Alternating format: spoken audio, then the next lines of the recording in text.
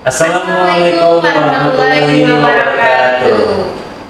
Ketemu lagi dengan kita acara podcast RSUD Subang Mitra Sehati Menuju Sehat. Ya, program ini dilaksanakan sebagai bentuk kepedulian RSUD untuk masyarakat Subang dan sekitarnya. Dengan harapan informasi ini tersampaikan dan masyarakat Subang khususnya bisa selalu sehat dan semangat. Amin. Oke nih, sekarang saya mau perkenalkan dokter yang kita miliki di Rumah Sakit Umum Daerah Subang, dokter spesialis bedah. Siapa namanya dok? Dokter Fatir Yunarvan, Dokter Fatir Yunarvan, spesialis bedah. Baik, tema yang akan kita sajikan pada pertemuan kali ini yaitu tentang kanker payudara, di mana penyakit ini sangat penting untuk kita angkat karena dari data Kemenkes tahun 2020 nomor 2 peringkat untuk kanker payudara.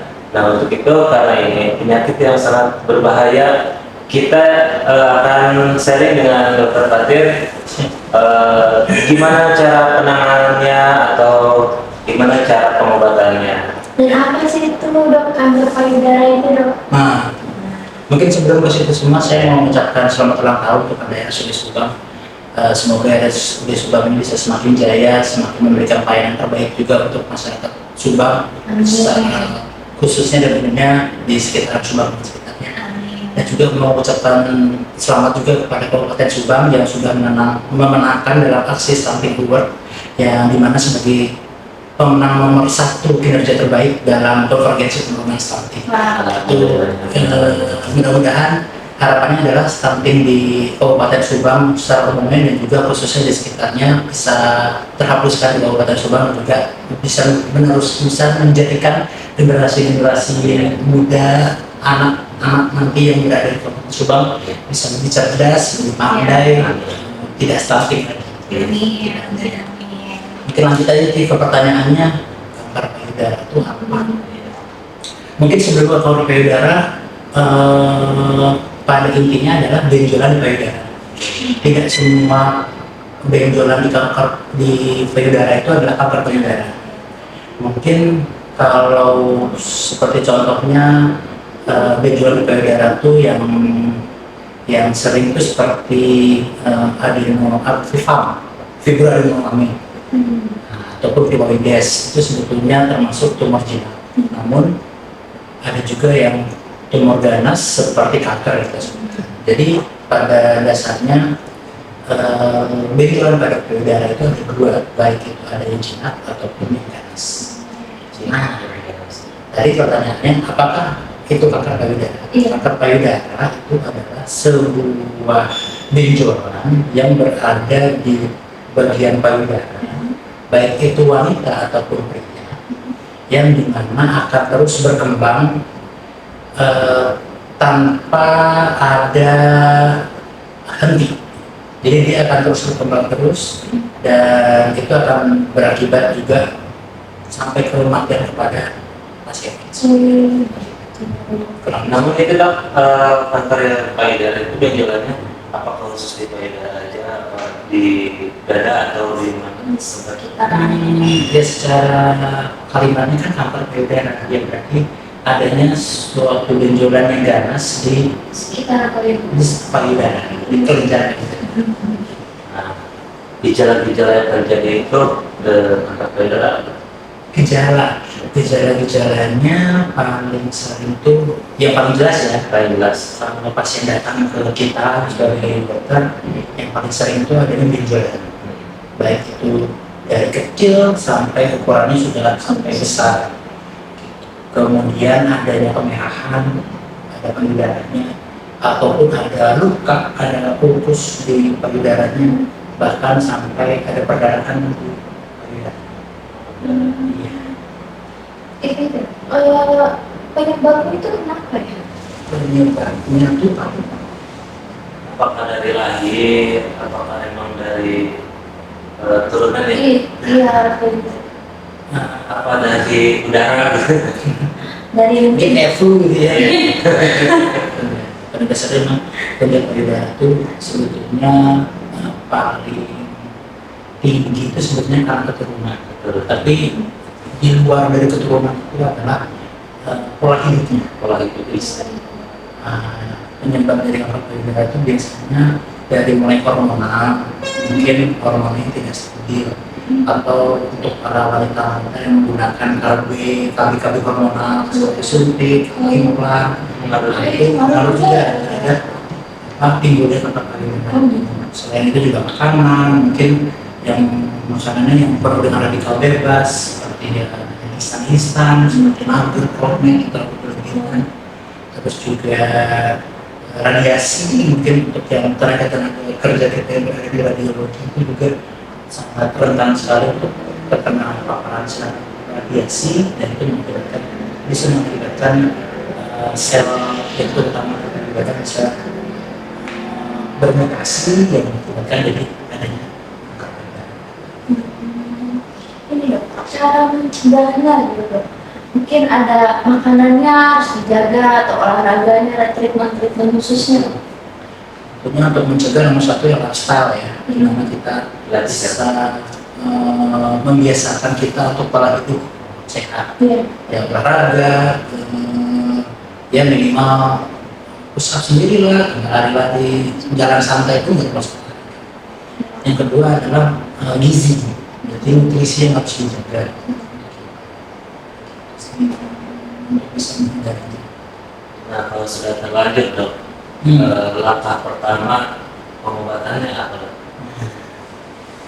Misalnya tuh dari awal pasien datang ke kita gitu. Ya, Biasanya sekitar, kalau saya sendiri sih nanya sejarahnya bagaimana. sejarah itu. Biasanya kalau pasien datang tuh ada benjolan nih, sebelah kiri atau sebelah kanan. Kiri ataupun kanan, kemudian sudah berapa lama? Lama itu juga mengisyaratkan apakah pasiennya langsung berobat atau mungkin pasiennya didiemin aja atau mungkin berobat ke tempat lain misalnya ke kita. Terus juga berapa lamanya itu juga mengisyaratkan juga si ukurannya.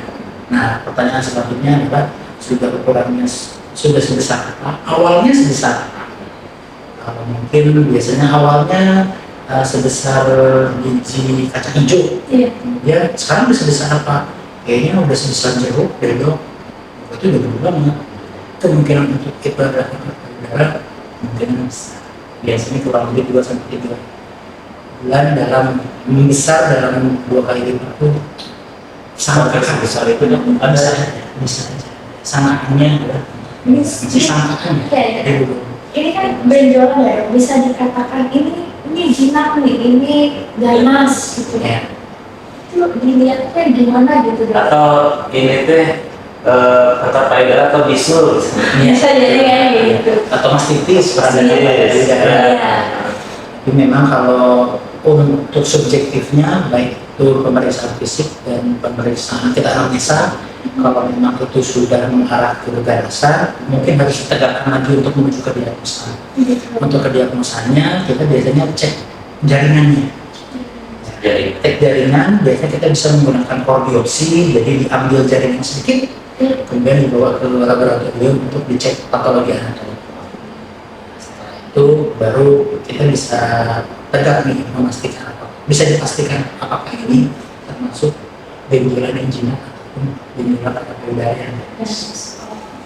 Kalau rata-rata nih dok ya, kebanyakan itu yang mengalami kanker payudara itu di perempuan atau di laki-laki dan dilihat ya dari usia berapa gitu. Apakah mungkin anak kecil nih bisa jadi nih dia kena benjolan payudara?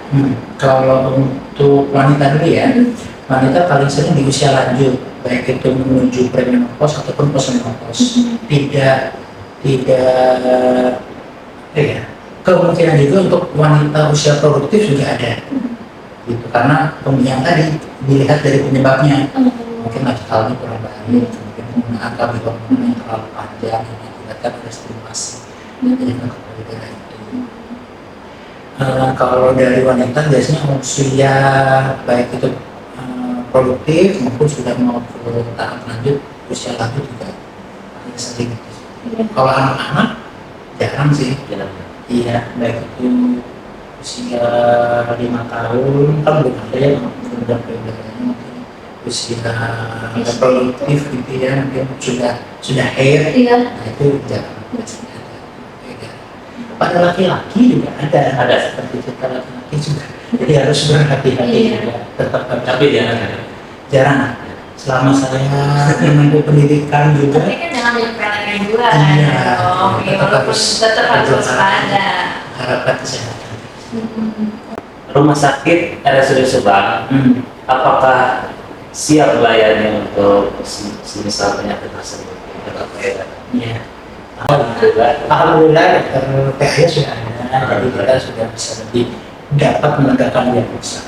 Kemudian juga untuk mengambil sampel dari Citapun sebagai dokter bedah, alhamdulillah sudah bisa juga melakukan pelayanan untuk pengambilan sampel pasien-pasien darah ataupun dengan pasien-pasien yang sudah tahap lanjut yang tadi sempat bilang kalau sudah terlalu besar, kemudian ada perdarahan, pasiennya juga belum sepenuhnya ngapain yang mungkin mengharuskan kita untuk melakukan tindakan pengambilan darahnya di sini juga kita sambut. Nah itu kalau misalnya masyarakat bingung ya, yang mengalami pasien kanker payudara, dia bingung nih, ini tuh ke poli mana? Ke poli kulit kah? Apakah ke poli kulit bedah ya? Udah atau kalau penyakit dalam Ya. sebetulnya kalau memang ada benjolan di payudara, sarannya coba dikonsultasikan ke dokter bedah dulu. Ya, tidak disalahkan juga Tidak. kalau ke dokter kulit atau ke dokter penyakit dalam, itu pun juga tidak masalah. Pun kalau memang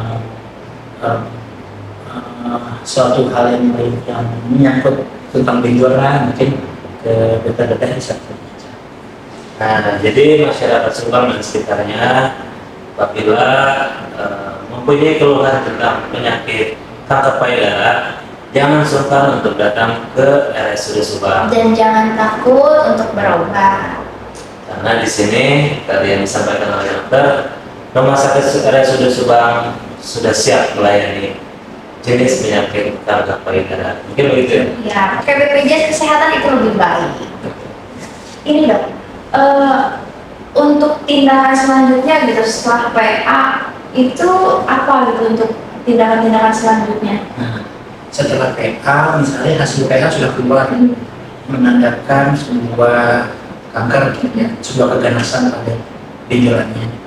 Tahap lanjutnya kita lakukan pemeriksaan imunohistokimia.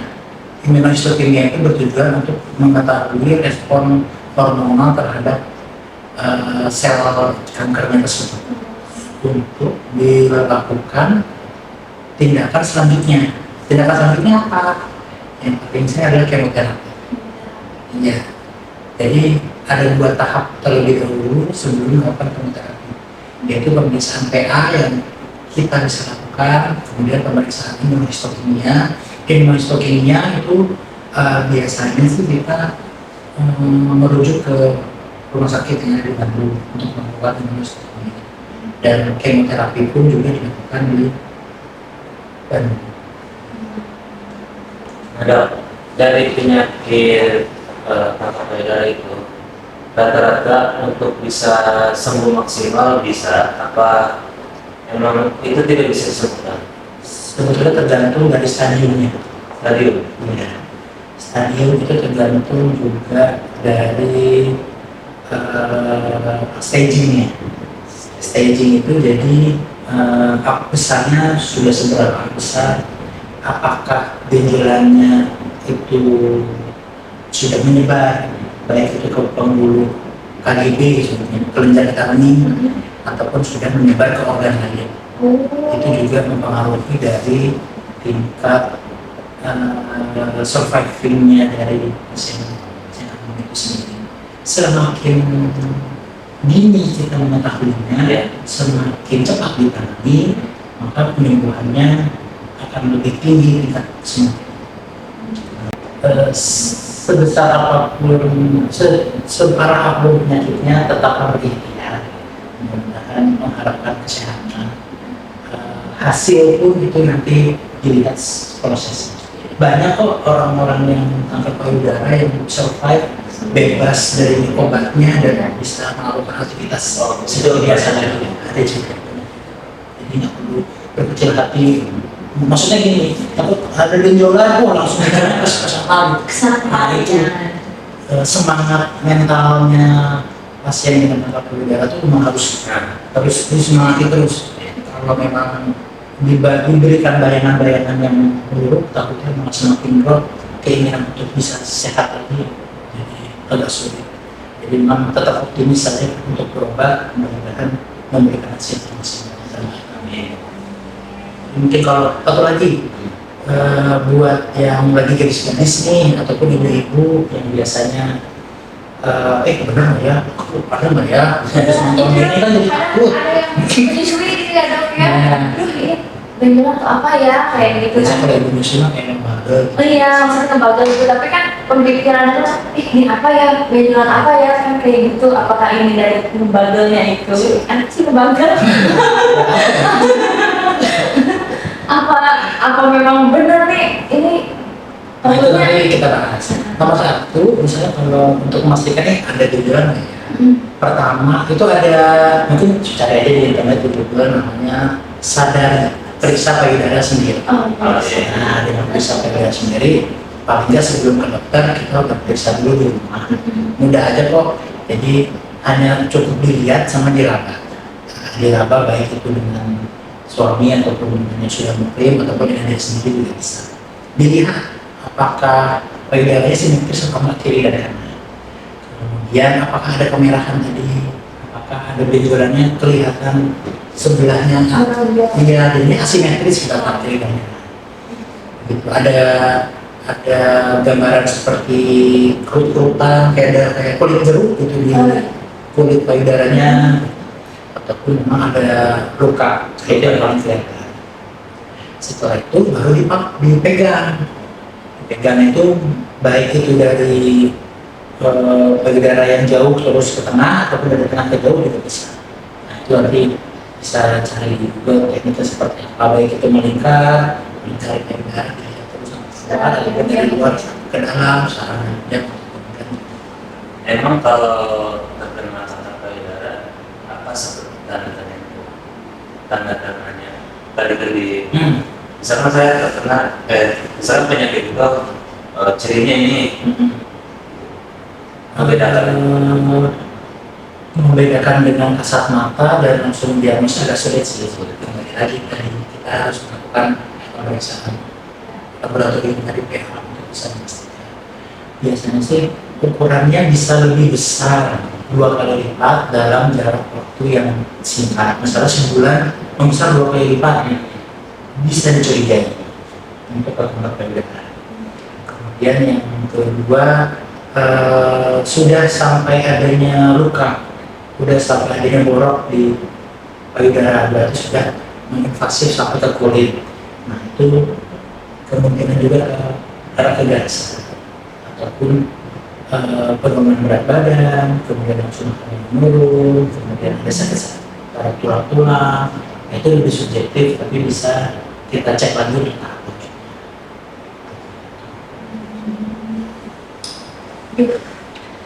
Kayaknya seru tapi ngeri ya. Tapi ngeri gitu, tapi nggak apa-apa, tetap waspada ya kan.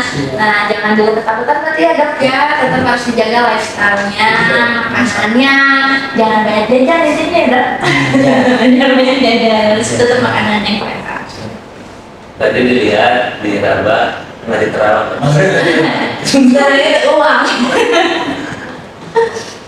Mudah-mudahan warga Subang bisa lebih waspada, bisa menjaga kehidupannya ya dok ya. Nah jangan takut untuk berobat intinya kan. Terus kalau misalkan memang ada tanda-tandanya Segera harus ditindaklanjuti. Di mana sih berobatnya kemarin? di KS. Di Subang. Mitra Sari Menuju sehat. Oke, dok, selanjutnya tadi kan bisa ya tidak positif.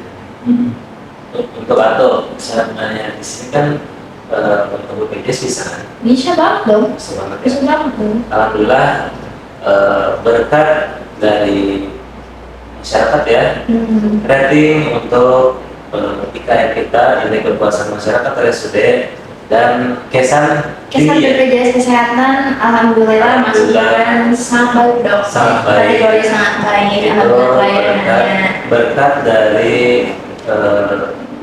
kepercayaan masyarakat Subang untuk RSUD Subang.